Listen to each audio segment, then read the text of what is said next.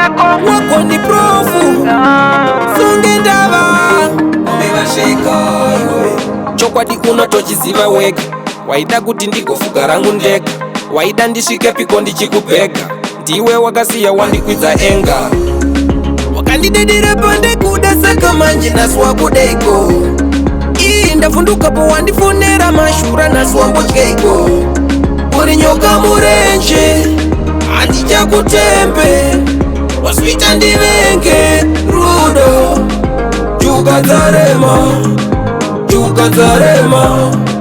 chukadzarema wakufunga zvekudzoka unonyepa pakabva gondo njiva ndokutomara ndakarasa mwoyo saka zvakatovhara chigaro chako chiya chakatogarwa nsiye zvangu ndanga ndanzwa nekungovharwa ndanga ndakaperera asi ndiwe waindinyepera unoziva kuti ndiri nherera ndikabuda misodzi unobva wopembera wakandidedera pandekuda saka manje naswa kudeiko ii ndavhundukapo wandifonera mashura naswa mbotyaiko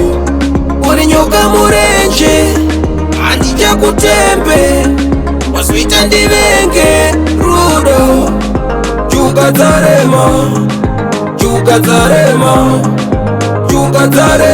wakufunga zvekudzoka unonyepa kana uriwo mukombe wacho ngaupfuure handingadanani nemunhu anondidzosa shure kwandabva neupenyu ndiri ndega kure ndiwe usingakure saka ita yaunoita ndoita yandoita tosangana pakati onde kutsvukira kunze asi ndoziva kuti raora mukati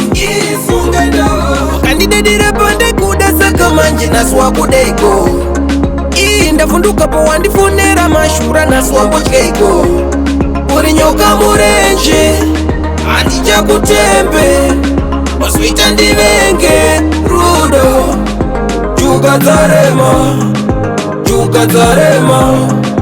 chukadzarema wakufunga zvekudzoka unonyepa pakabva gondo njiva ndokutomara ndakarasa mwoyo saka zvakatovhara chigaro chako chiya chakatogarwa nsiye zvangu ndanga ndanzwa nekungovharwa ndanga ndakaperera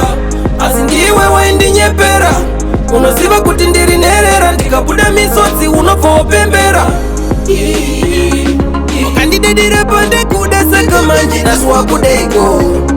ii ndavhundukapo wandifonera mashura naswa mbotyaiko uri nyoka murenje handichakutembe wasvita ndivenge rudo